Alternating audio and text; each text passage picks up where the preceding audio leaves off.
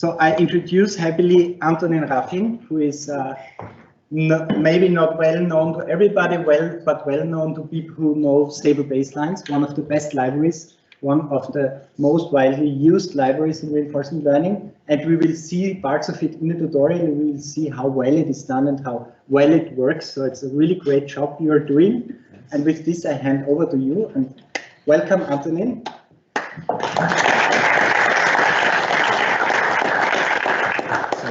Thanks for the introduction. So I'm working at the German Aerospace Center and mainly focusing on applying RL directly on real robots, so without the need of simulation.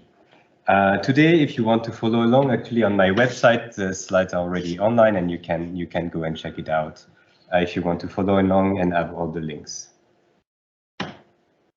And today I would like to talk about the different steps. I would like to guide you through designing and running real-world RL experiment, and it's about a bit the lesson learned that I've learned in the past years while doing experiments with our robot Adila. And I would like to start with one, I would say, important key idea that you should keep in mind during your whole trip, which is that boring problems are important. And why do I mean by that? I mean that I've seen a lot of people, they have some tasks that they want to solve, they have some important problem to them that they want to solve, and they just try directly to solve it. So it's very difficult, it's very complex, it's the task that they want, but then they complain, well, it doesn't work. Yes, of course it doesn't work, because you all should always start simple and stay simple when possible. And starting simple allow you to actually have a better understanding of your problem, even if it's boring. It's good that you try out things, you understand what works and what not, even on simple problem, before you go and do the rest. And I would like, so what I have in mind usually is have different stepping stones when you approach anything. And this apply to a bit everything. This apply to your task, this apply to your reward function, or this apply also to the type of algorithm you are using. Anything you should keep in mind, start simple, and maybe sometime go back to simple thing. I would like also a bit to motivate why you should care about learning directly on the real hardware, and in my case, directly on real robots. One thing I usually one thing I usually show is even worse. Maybe the minus. Yes.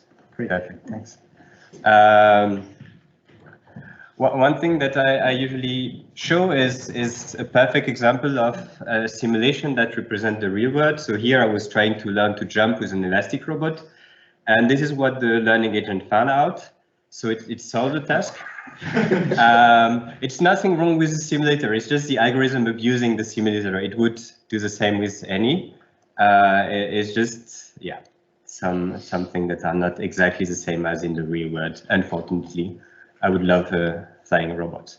But another motivation actually that happened recently to me, we had a mission with the International Space Station, and we had an astronaut controlling our robots from the station. And in that case, so that was Marcus Vand.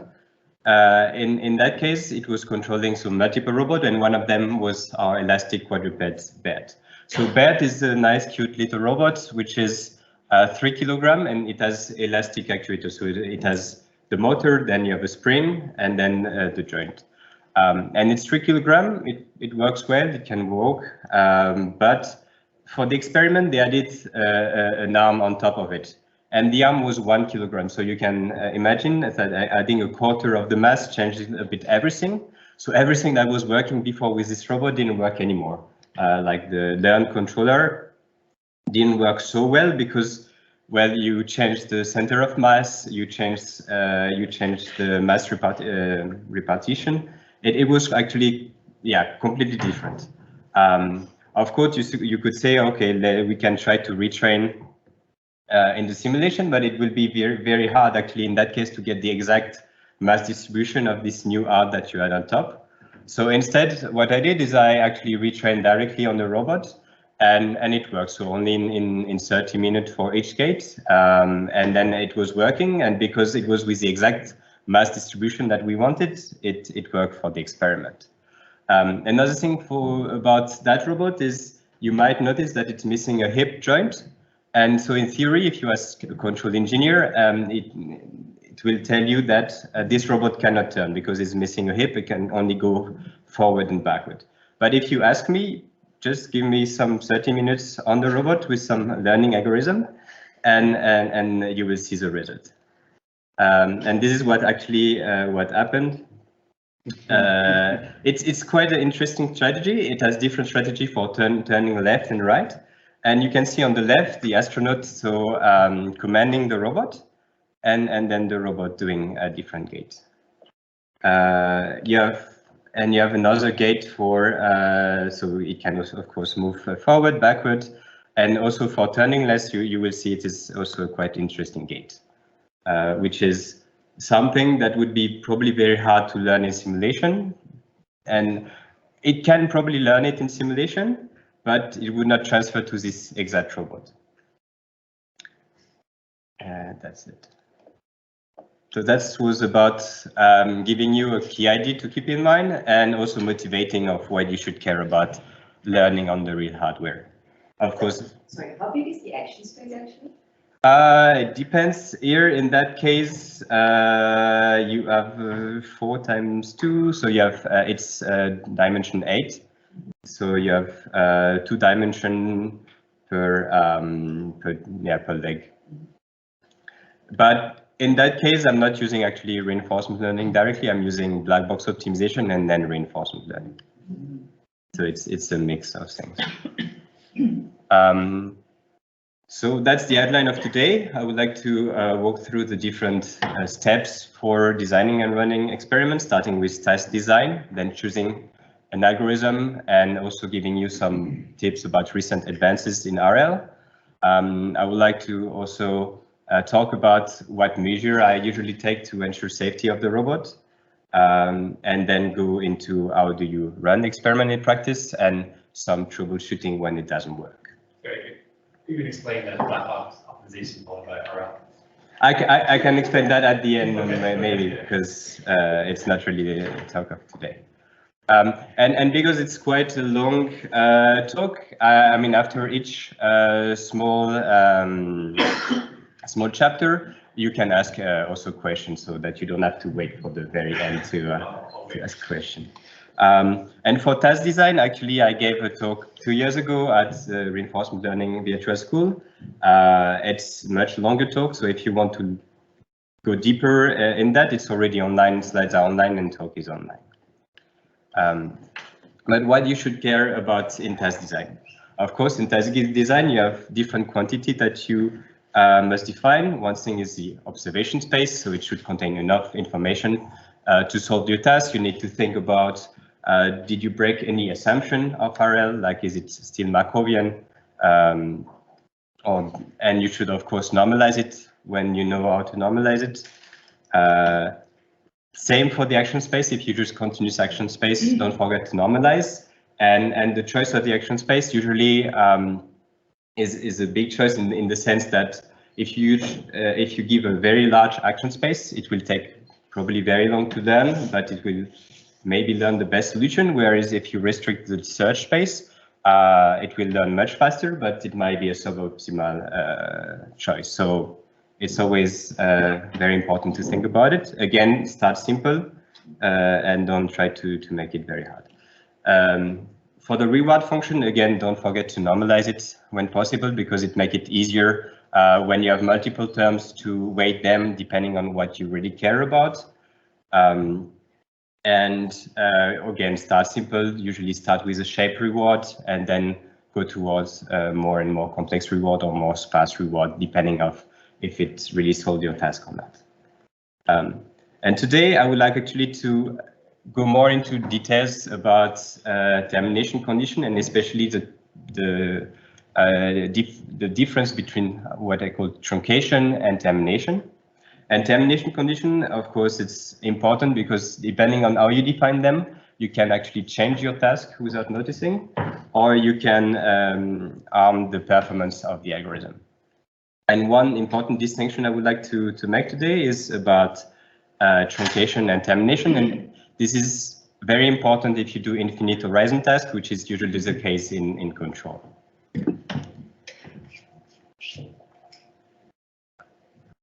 So let's start with an example which is pretty familiar for me, which is you have a quadruped and you would like to learn to walk or to move forward as fast as possible.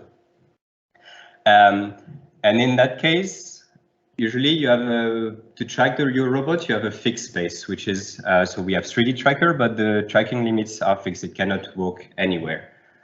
So this already limits where your robot can go. And the other thing is because you want your robot to explore with different starting condition and many, and not always start in the middle of an episode, you have also some kind of timeout, which is an artificial way of stopping an episode. So after, for instance, 15 seconds, I will stop the episode and then reset the robot to its initial position. And in that task, so the reward can be just move as fast as possible, so rewarding the mean speed along a desired direction. And with respect to termination, you can differentiate between something that terminates the episode in the sense that if the robot tips over, fall over, you should of course stop as soon as possible. But the episode end should also end if you run out of time, if you are out of your timeout, or in the other case, when the robot is getting out of the tracking limits. This is actually a good behavior because it means that robot was fast enough to reach the tracking limits. And if you're not careful enough, then if you don't make the distinction between termination and truncation, you will treat those two as the same thing, but it's actually quite different because in those cases, it's not really the robot's fault and it should not be penalized for it. And this can have a big impact on what you learn and on the performance of what you learn. And let's do that in practice with a very simple example. Let's assume you have an environment where at every time step, you get a reward of 1, whatever you do. And you have a discount factor of 0.98. Additionally, you have here just a truncation. So you have a max number of steps per episode of 4. And if you compute the value function without handling the truncation properly, you will end up with a value function which is around 3.9 for the initial state. However, if you really handle it properly and treat it as an infinite horizon task and tell your agent that even though you stop after 4 steps, it is as if you should tell the robot what would have happened if it had continued forever. And if you do the computation, so it's just a geometric series, you end up with a value for the initial state of around 50. So even on this very simple example, you have a huge difference between the two. In practice, let's see how it works for DQN. So if you recall DQN, basically you're doing just a regression. You have some Q value that you want to be close to a certain target value, and you want to approximate it. And as input, you have the state in action, and as target, it depends. If your state is non-terminal, then the target is a current reward plus what's going to happen next according to your Q value, with some discount for the future. And if it's terminal, it's just the terminal reward. But if your final state is actually a truncation, you should also treat it as if it would have continued. So that although you end the episode, you still ask the value function what's going to happen afterwards. In practice, let's go quickly over it. As a designer, it's when you define your environment in a gym or gymnasium, this is the truncated parameter that you can change and differentiate between terminated and truncated. And when an episode is over, when one of those two are true. In the case of off-policy algorithm, as I just saw, the difference in handling termination and truncation is about bootstrapping. And for on-policy algorithm like PPO or HLC, you can see handling properly the truncation by augmenting the terminal reward with the value function, with the value of the last state with some discount, of course. So that was it for the task design. If you have any question about that part, that's the moment. I will take 1 or 2 questions. Yeah. What is the case of giving a negative reward per every step? Like, so usually when you give a negative reward for every step, it's you want your robot to finish the task as fast as possible. But for the controller, you wanted to run. You just wanted to move forward, not actually running out of the. Yeah, so in that case, you would give a positive reward that is depending on its speed. If you want to reach a goal, yeah, you would give negative reward. But if you want just an infinite horizon task and reach the maximal velocity, then you would just reward for the velocity. And if you have a target velocity, then you would reward it depending on how close it is to it. That was another question? Yeah, I was a little bit confused with your example with the robot falling. So that's a terminal state. But Yes. if he, for example, jumps the stone, that may be the case that he finished the task. So it's also a termination, or what will be the goal there for finishing, for example. Oh, maybe forget the stone here. It's a bad example. Oh, okay. Because for me was well, he's done his task. That's also No, it was mostly to show you the treadmill and the tracking area. The stone is just for the decoration. Here you just want to learn locomotion without overcoming obstacles. Okay, so okay. No, yeah, sorry.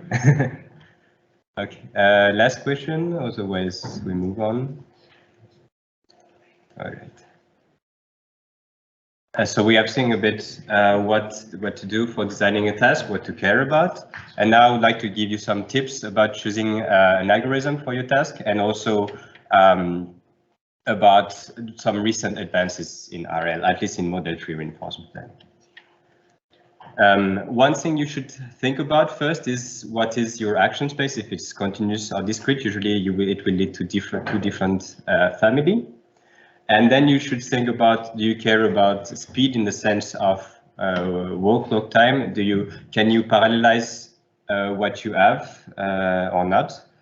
If you have a simulation, it's the best, but you can also even have multiple hardware at the same time.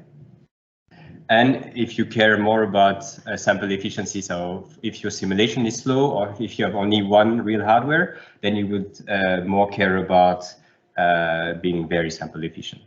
And depending on the case, so usually for speed, if you want something very lightweight that works on an Android of environment in parallel, you can go for PPO or A2C, which you probably already know. And for sample efficiency, then for all the discrete case, you will have DQN and all the DQN families, so with Rainbow and QRDQN, for instance. And with respect to the continuous action space and being sample efficient, you have the SSC TD3 family, with the more recent distributional variant TQC, or the one I'm going to talk about, which is DrawQ. So one recent advance I would like to talk about is and last thing is, if you have a very highly parallel environment, you can also go for evolution strategy, which are very good and they are very simple to apply and work well in an asynchronous manner. So one thing you might have heard of recently is something called JAX. So it's a deep learning library developed by Google. And one of the main things about JAX, so it's inspired by functional programming, is it's just-in-time compilation. And because they enforce some rule on how do you write your program, they make it actually very efficient. The compilation, you just write Python code, but because you write it in a functional way, they manage to compile it just in time and make it very fast. As an example, I rewrote Stable Baseline, a subset of it in JAX, so it's also online. I called it SBX, and I did the same experiment with some minor tricks, and I could go have something that was up to 20 times faster. So it's the same algorithm, with the same environment. But the only difference here is using PyTorch or JAX. And because the bottleneck currently in of policy RL algorithm is usually the gradient update, by compiling it just in time, then you have a huge boost. And this is a very, for me, it's a big game changer. Instead of waiting 2 hours, I just wait 10 minutes to have a result. And this allows to iterate much quicker. And not only that, is here you can see actually it reaches the same performance. So it's 1 million time step, and the x-axis is the whole clock time, and the y-axis is the performance. And because it's much faster, you can actually do many more gradient steps per second. And if you do that and you add some tricks, you can be much more sample efficient. And that's the main idea behind DrawQ. So the same way, you could do that in PyTorch, but in PyTorch, if you do many more gradient steps, it will be very, very slow, even in simulation. So the idea behind DrawQ is to just sample the replay buffer much more often and add some tricks, so add some dropout and layer normalization to stabilize everything. And if you do that, you can be much more sample efficient. So this is SAC versus DrawQ. So DrawQ is just a successor of SAC. In the x-axis this time, it's the number of time steps, so number of samples that you collected. And in the y-axis, you have the episodic return, so the performance that you care about. And what does it allow you to do? Well, there's also other algorithm that you should have a look if you want. So TQC for distributional variant, TD7, which is TD3 with even more tricks and more computation, but it leads to a more sample efficient algorithm. And CrossQ, which is a very recent algorithm. What does it allow you to do? So in the past, 5 years ago, 3-4 years ago, I was learning to work with this quadruped, and it took me 5 hours, 8 hours. And then 3 years later, with a bit more knowledge about the robots and also with faster implementation, but the same hardware in terms of CPU, GPU, then I could actually manage to learn on the real robots in 10 minutes. So here it's really it's learning from scratch. So it will do pretty stupid thing in the beginning, and it's using a very simple reward. So at the end, you will not get the best working controller, but you would get something that moves forward. And this mostly was a proof of concept, and I wanted to see how far you can go with learnings from scratch, which is actually not my main focus, but it was still good to have this kind of baseline. And after 5 minutes, it learned to do its first step, and then quickly it will reach a plateau after 10 minutes by learning. And here, a bit for me, the crazy thing was that, so I'm controlling it over Wi-Fi, and at every action, I'm taking actually 10 gradient steps. So during the loop, I'm not waiting for the episode to be over to do some gradient step. It's in the loop, it's learning. So at every step here, the controller is actually changing. And you can manage to learn something that works and move forward. Of course, real world experiment, which means a real human reset. It's a good training. And if you want, yeah, the code is online for SBX. So it's a subset of stable baseline 3. And the thing, the performance plateaus also because of this reward, which is highly simple, and you would need to encode way too many constraints. Is there any question about this part about choosing algorithm and the recent advances? One here, yeah.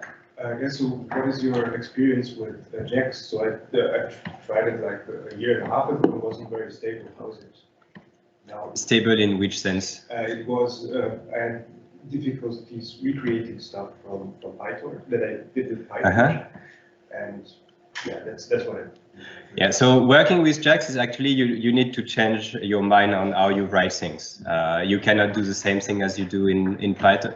You can do the same thing normally that you do in PyTorch, but you need to write in a completely different way because everything is functional. You cannot mutate things inside your function, so you need to rethink about what you do, which leads sometimes to some hacks, especially when you need some condition, because the condition right now cannot be compiled just in time.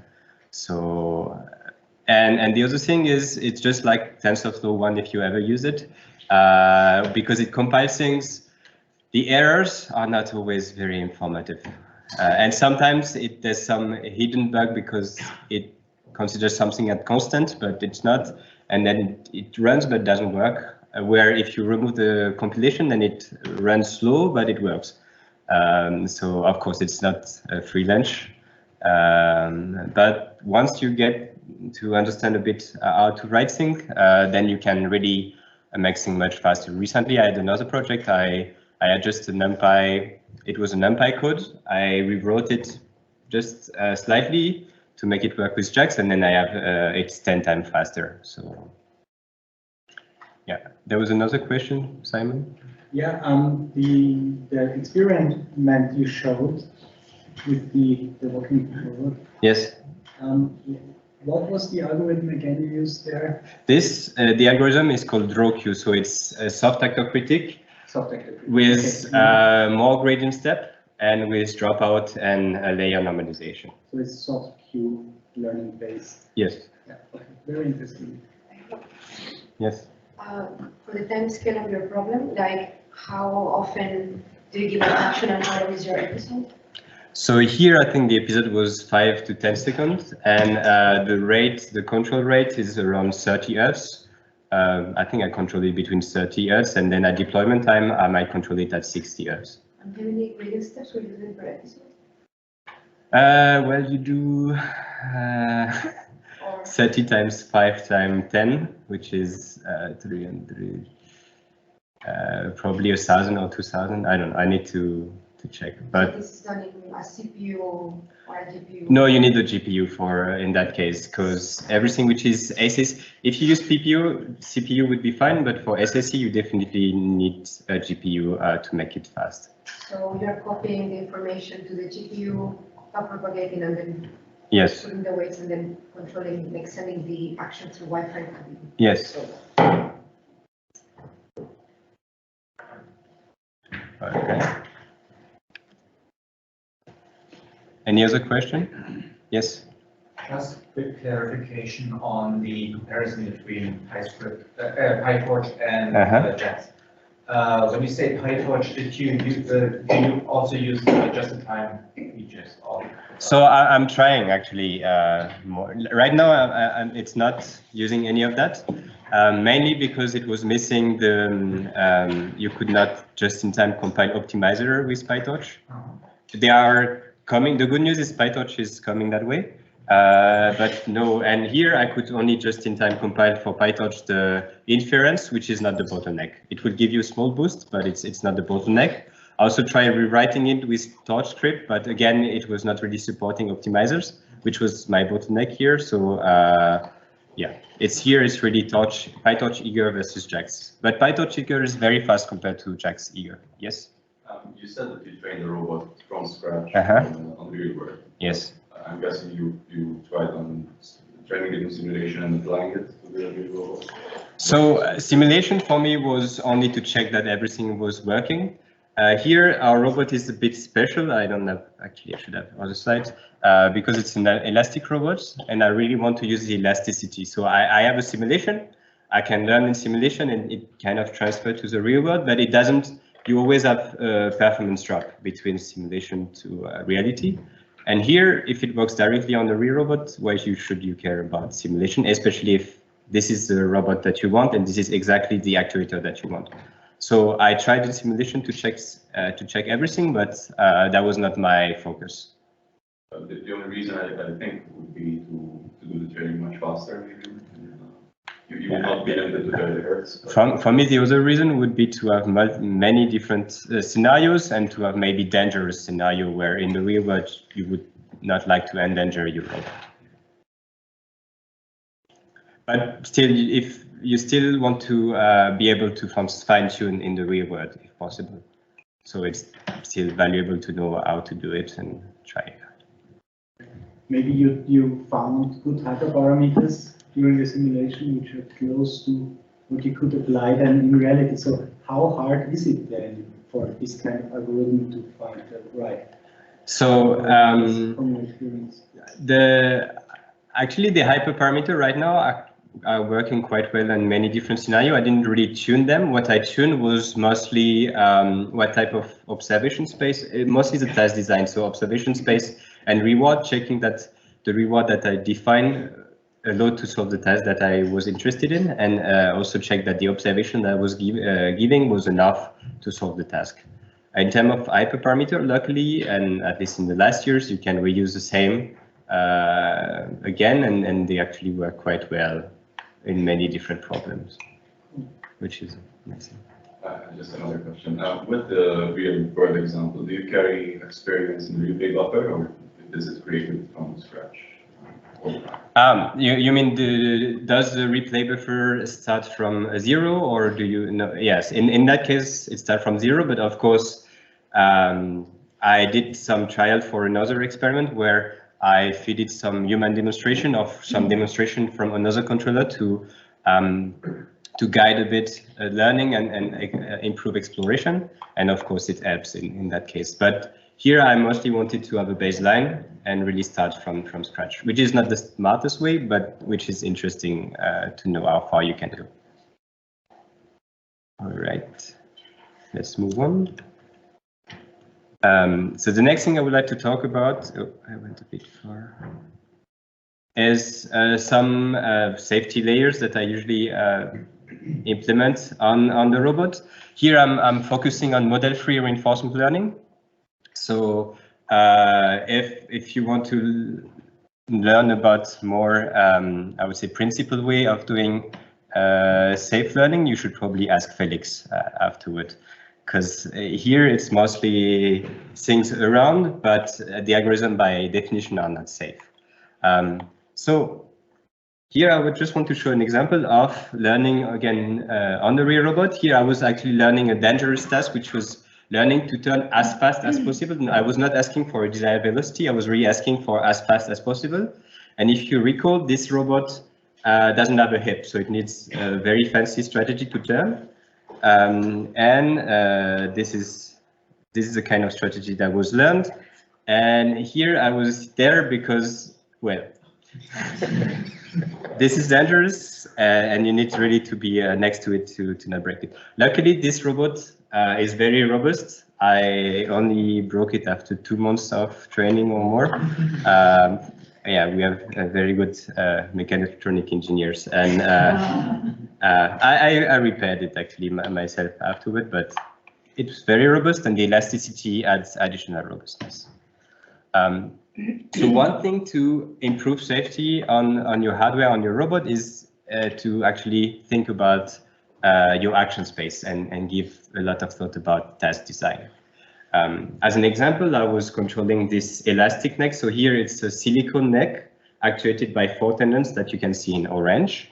And the idea is to reach different 3D position. I could have learned on the robot and command desired motor position. The problem is if you tension the tendon too much, then they will snap. And if you tension you don't tension them enough, then all the sensor measurements are meaningless. In that case, what I did is I controlled the tendon forces, and I had a wrench which ensured that I could not break the tendon, and that the tendon will always be tensioned. So either by choosing the right action space, you can make it safer, and you can. I will show other examples actually of that, where instead of learning everything, you can just learn a residual with reinforcement learning, and that make it already safer. So a quick video of the neck. So in the screen behind, you have the desired pose in green and the current pose in gray, and here is the exploration phase. And after 1 hour, 2 hours of training, so it was 4 years ago. Now it would be much faster with new algorithm. It can reach the different pose quickly. And this was a very good example where RL is beneficial, because modeling this silicone neck is actually pretty hard, but modeling the task is pretty simple. You just want to be close to a desired position. That's it. Another way to ensure safety is to have actually hard constraint and safety layers around your algorithm. One, by hard constraint, I mean, usually you can have soft constraint in terms of negative reward, but it doesn't prevent your agent to explore dangerous region and try dangerous things. One thing to do, to ensure safety is to completely disallow your agent to do anything dangerous. And one way we do that at DLR is by having some constraint defined either by the user or by demonstration, and that really prevents the agent to explore anything dangerous. As an example, if you pour some water in a glass, you don't want your agent to go all around, you don't want to spill. So for instance, you would have a constraint that when it's close enough, it can only rotate next to the glass. You still have some shared controls, so the agent can still decide how fast you want to pour and define how fast you want to go, but you constrain it in a way that it doesn't go off your limits. And this is what we call a shared control template. And recently we had a Cyberton challenge where, so you have a wheelchair with a robotic arm and you have many tasks to solve. And here the task is to grab those different objects. Some are more or less easy to grasp, some not. And if you do it fully manually, it's actually pretty hard, especially for the little cubes on the bottom right or for the road. If you just let the user, even though the user is pretty skilled with the robot arm and the wheelchair, it's hard to do. But if you guide the action, if you make it simpler, so the user still decide how fast and help to actually do the final tuning. But if you guide it, to really constrain it to make it simpler, then it's actually pretty efficient. And here is the example of shared control. So it's not fully autonomous, it's not fully manual, it's in between, and it's actually a good way to have a bit of room to improve things, but while ensuring safety. Another thing, of course, it's again similar to task design, is leverage prior knowledge when you can. In the sense, if you can design your task in a way that it's safe, or if you have a good controller and you just want to learn a delta on top of it, it's usually much safer than learning everything and giving too much power to the RL agent. As an example here, this is what I did after learning from scratch, because learning from scratch is a bit dangerous and takes a bit longer and doesn't lead to natural gates. I was looking into having some kind of trajectory generation for locomotion. And instead of learning everything, I just learned a small delta that improved performance and robustness on top of the locomotion controller. And this is usually a compromise between generality, so you can have very general algorithm like SAC, but if you have generality, it means that you need some specificity somewhere else. And usually specificity will be in designing your task, spending a lot of time doing some reward engineering, whereas if you add a bit more prior knowledge, you will you will reduce the search space and guide it and make it much faster and safer for your algorithm. And as a quick example of the difference between learning from scratch and with different kind of the level of prior knowledge. So on the left, you will have the learning from scratch that I presented before. It works, but it's not pretty, it's not the fastest. And then you have already just an open loop controller on the right, which is just untuned. And then this open loop controller, you can add you can close the loop with reinforcement learning and improve the robustness and improve the performance. And then you can optimize this open loop and add RL on top. And this is the way I got the fastest walking gait with that robot. So you can add RL on top, which is on the left. It's already 30% faster. You can also just optimize the controller that you know that is good for locomotion. And then you can combine everything, optimize the open loop controller and have RL on top. And this is the fastest gate that you can have.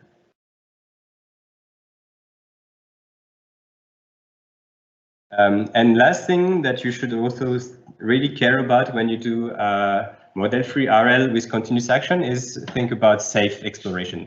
Exploration is, I mean, the interesting thing and also the most dangerous thing about RL, where you add a bit of noise on top of what you think is the best action so far. And if you use out-of-the-box RL algorithm, you get something like on the left. So white noise added on top of your action. This is terrible for the real system for many reasons. One reason, of course, is that you will break your motor. And another reason is your system usually acts as a low-pass filter, and so everything that you do like that will be just cut by your system.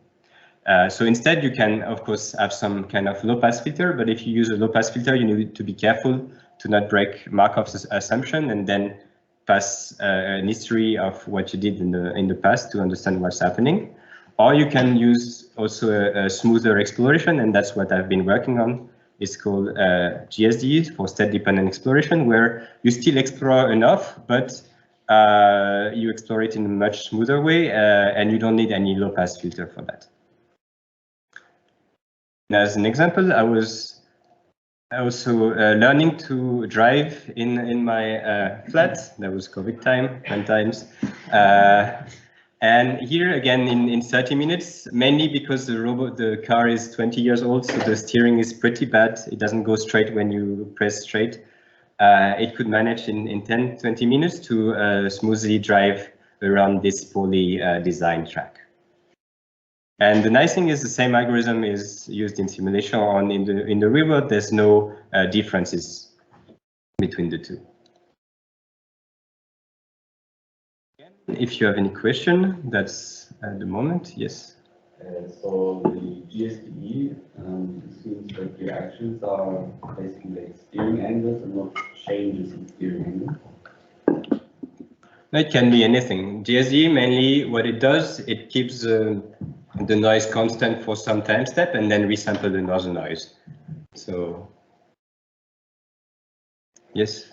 When you add safety layers, does this affect? Do you change the actions that the agent proposes, or is it something internal different? It depends on what type of safety layer you do. If you do it in the action space, then it's by design. And if you have a safety layer on top, then ensure whatever you do, then you might change the action, yes, of your agent. So it can be part of the environment. So. Yes. One here, yeah. So on your safe exploration slide right before, about state-dependent exploration, how does it work exactly? So depending on your initial state, you will explore in one. I mean, best for you is maybe to have a look at the paper, but very quickly, the idea is instead of sampling at every step, you sample new noise at every end step. And this is a bit the bump that you see. But you still want your noise to change a bit between each of those sampling steps. So you make it dependent on the current state. So you will have a small variation because of the state, and every end step you will have a bigger jump. And this is the main thing. Last question. My question was, thanks. So I saw in the last example you trained it in a latent space. So I use autoencoder features because learning from pixels is a terrible idea usually. So instead here I pre-trained an autoencoder which was robust to illumination change and robust to other things. And I trained directly on that. And also the other reason at that time I didn't have any GPU, so I was training all on that on CPU. Oh. So I really needed something lightweight. But for the other example, with the Quadro, with the other robot, you didn't do it in a latent space. Well, I didn't have pixels to train on, so I already have the state of the robot. I didn't need to constrain it. All right, move on. All right, so we have seen how to design all your tasks, and we arrived to preparing to the real experiment. So what are my recommendation for running experiment? One thing, of course, is to use reliable implementation, because RL is hard if you know about it, and if you don't already know about it, this is Stable Baseline 3, the library I'm maintaining. It's meant to provide a simple interface to many algorithms, and we spent a lot of time caring about making those algorithms reliable. In the sense, we try not to break things over time, and we try to ensure that the performance is the correct one, and we have a ton of tests, we have type checking. I actually gave a whole presentation about how to try to make reliable RL implementation, how to make reliable RL experiment. You can also check it out online. So the SB3 provides you with algorithm and with the easy interface, so you can focus really on designing your task and not really care about what's inside. And usually what I combine it with, it only provides you with algorithm, but for running experiment, you need a whole toolkit. And this toolkit, in my case, is the RL Zoo. So the RL Zoo is in charge of training, evaluating agent, also logging everything that you need to have reproducible experiment.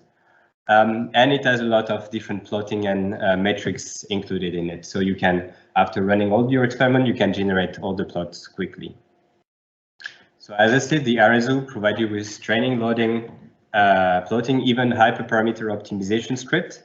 The idea is really to minimize the potential mistake while writing that kind of experiment code and let you focus really on the experiment.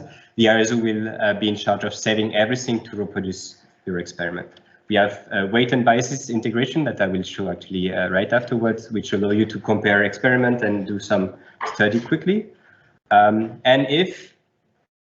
we have also more than 200 pre-trained models. And the idea is that if you have a new problem, you would like to check out some hyperparameters that work for other problem. And because we provide all the trained model with the tuned hyperparameters, it's easy for you to have a look at it and check what could be a good starting point for your task. In practice, how does it look like? Well, we provide a simple command line interface here for training SAC on the pendulum environment, and you can save a checkpoint every 10,000 steps.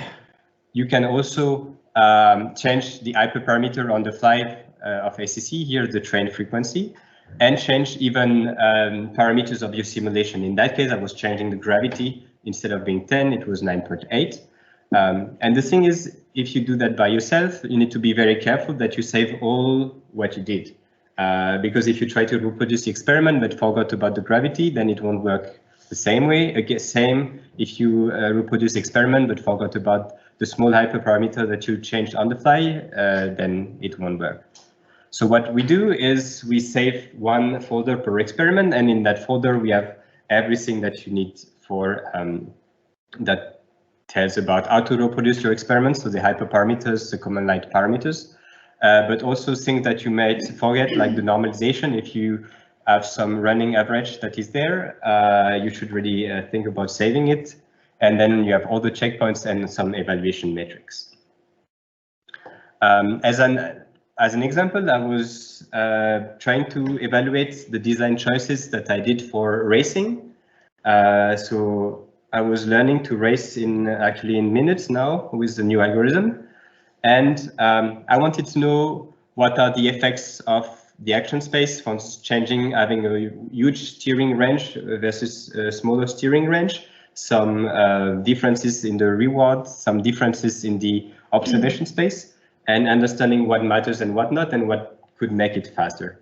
In my case, what I was looking at was the lap time, because this is the actual performance I was caring about. I could not really reward it for lap time because it's a very it takes quite some time to do a lap, so 20 seconds. So you need to have a proxy for the lap time, and then I was checking these different things. And by using the Zoo, I could run many experiments, and I've actually do a hyperparameter study. In that case, I checked that my idea that having a smaller steering range was a good idea, and the idea behind it is that, as a prior knowledge, you know that when you drive or when you race, most of the time you should not change the steering too much, or only in the curves. And by allowing a smaller range for steering, then it should learn faster, and it should probably learn better policy. And that's what you see here. So this is the different steering range. The max steering range is between -1 and 1. And if you give a larger steering range, it still learns, but it learns slower. it might at the end converge to the same behavior, but it learns much slower and it doesn't have this prior knowledge. Where if you reduce the steering, if you reduce the search space, then it also learns faster. And because of the integration with weight and biases, it was easy for me to create this kind of report and check what are the different choices that I made. One important choice, for instance, was to make it, I would say, more Markovian by adding some history, and I could see a huge difference in the performance.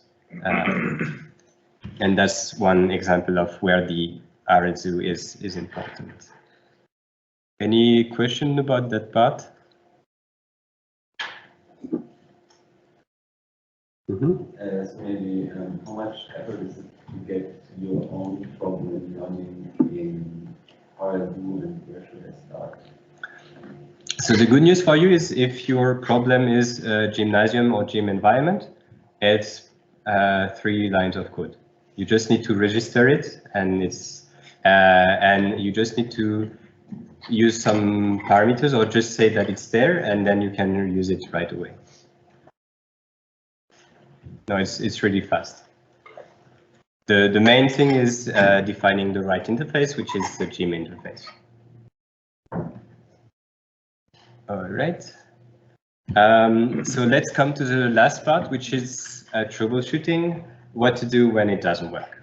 So you've tried all of that. You tried to design your task, you chose an algorithm, you added some safety layer, and after running the experiment, well, it doesn't work.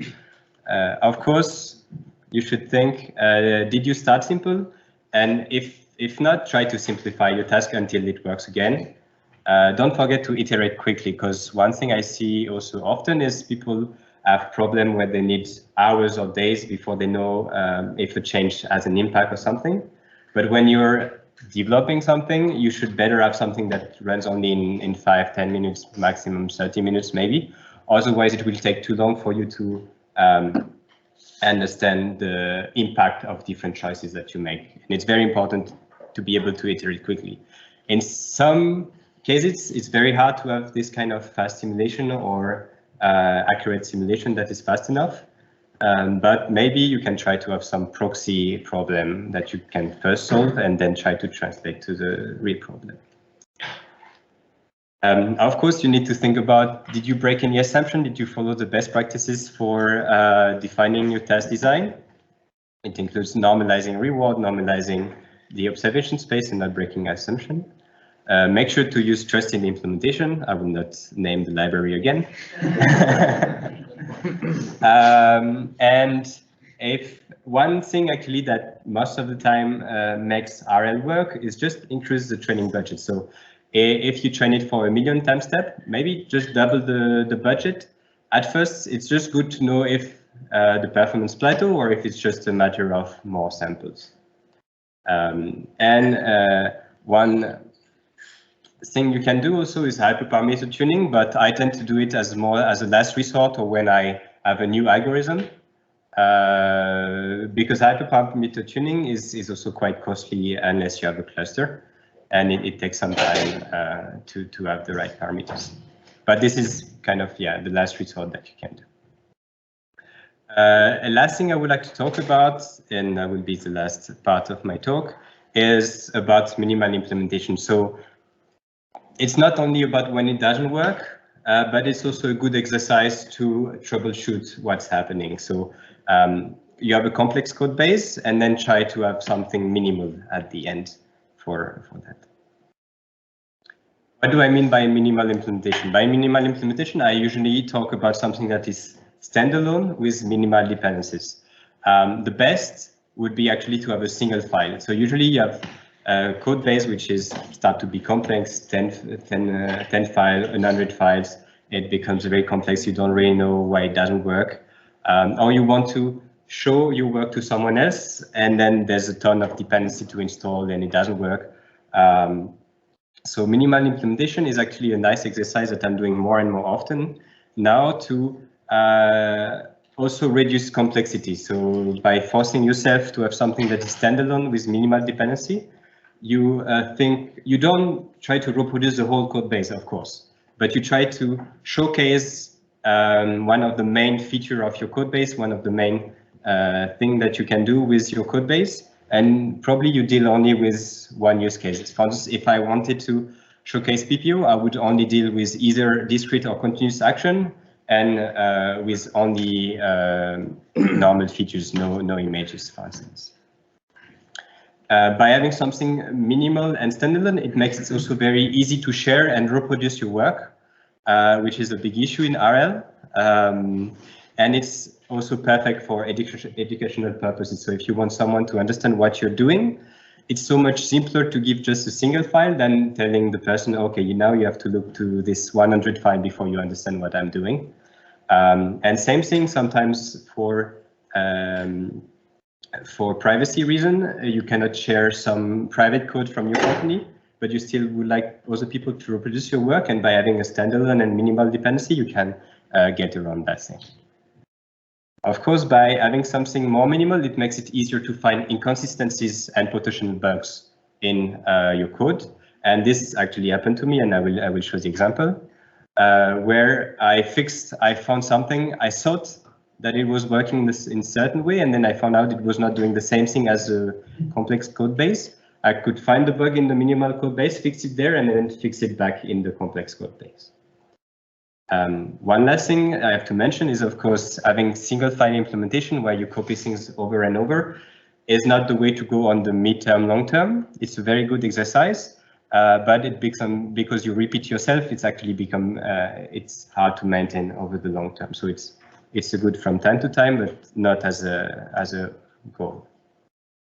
So one example, which is both leveraging prior knowledge and also having something minimal, is I was looking for what is the simplest thing that you can have for locomotion in robotics. And I found out that having just something open loop and was enough in most cases and in a lot of different environments for learning locomotion. And I wanted to share the idea that I had in a minimal code. And I wanted also to check that what I wrote in the theory was matching what was done in practice. So the idea was very simple. You just have one oscillator per joint, and you have a frequency which is shared between all the joints. And this frequency just depends on the phase you are in. At the end, I could condense it to only 13 lines of code, and actually in those 35 lines of code, 30 of them is just boilerplate code defining the environment, stepping through the environment. It has nothing to do about the actual method. And by doing so, I could just copy paste it into the paper and really make it reproducible for anyone who wants to try out. And this is maybe very simple, but it also shows you by adding a little bit of prior knowledge. So adding just the prior knowledge that locomotion is something periodic, you can actually go quite far with very simple reward and simple design. And here I wanted to also highlight the shortcoming of reinforcement learning by using no randomization in simulation and trying sim to real transfer, and also no reward engineering. And you will see that RL in simulation is the best. RL in simulation will reach the highest performance that you can get. But you might notice that it's a behavior you actually don't want. It learns a very high frequency behavior. And funnily enough, it kind of transfers to the real world. It's walking forward. Yes, the system acts as a low pass filter. It's not great, but just have some open loop oscillator, same environment, same everything. The only difference is you had a little bit of prior knowledge about your task design. And then actually I got the fastest walking gate, which is a pacing gate here. And it could transfer out of the box to the real world without any randomization, without any reward engineering.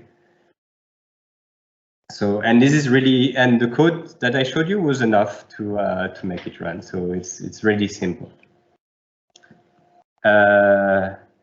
Let's conclude. So I showed you some ingredients on how to define your task, what to think about, what not to break. I've shown also some ideas of how to ensure safety for your robot, although I hope Felix will talk about more principled way to do that. Don't forget to leverage prior knowledge when you can, because it can make learning safer, faster. and it will also prevent you from spending too much time into specifying the reward, because if you have a generality, then you need to pay it somewhere. Make sure to have reproducible experiment. So the Arezzo is a good example to achieve that. And I started with it, and I will finish with it. Always start simple, and in the case it gets too complex, you can always go to a minimal implementation. So thank you for your attention, and maybe the last question now, because I'm just in time. Yes. So you said to normalize rewards, for example, process, like you could just scale it based on something new, or you could, for example, flip it also or take a signal. Well, the two strategies that you have usually for scaling the reward is dividing it by the max value that you know. You can also have it empirically, or you could use also exponential type of reward, so that your reward is always between 0 and 1, and you can easily define a window where you want to be if you have a desired a desired target. So do you feel that on top of scaling the reward, it also helps to make sure that it doesn't explode, like ensuring that it's between 0 and 1? Your reward should be bounded if possible. It's always a good idea. Otherwise, you make it harder for learning the value function and everything, and then you will have trouble. Yes. What about the initial weights? Do you see any dependence on the gate, for example, on the ability of the agent to solve the problem? So it depends what you're doing. If you're learning from scratch, having different initialization might lead to different gates. That's actually one problem with learning from scratch, is you don't control at all the gate that you're learning. Where if you only control the delta, then you have a high control on the gate because of the controller that is, in my case, open loop that I'm using, that I can tune or change to a different gate. But yes, if you learn from scratch, you have no idea, or you cannot control really what you're learning, unless you need to, again, spend a lot of time designing the right reward for the right gate. But here you're wasting your time instead of just using the prior knowledge that you have.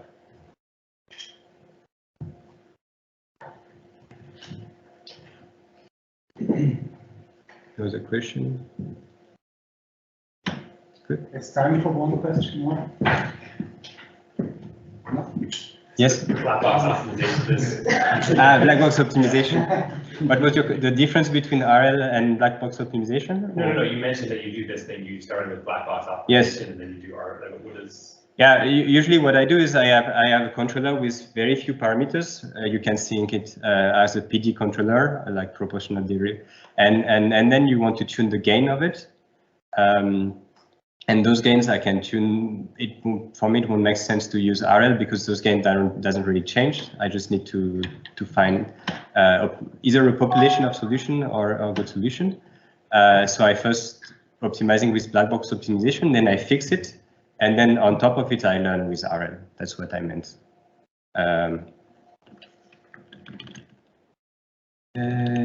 This is here. So what is black box optimization? The black box optimization task is to optimize the parameters of a nominal controller of a controller that will be used by the RL agent.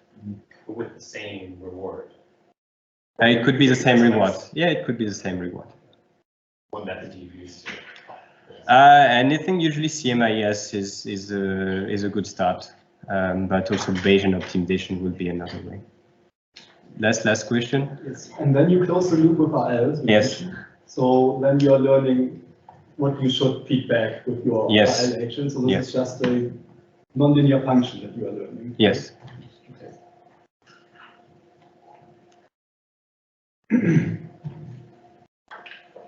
Good. Great. Thanks.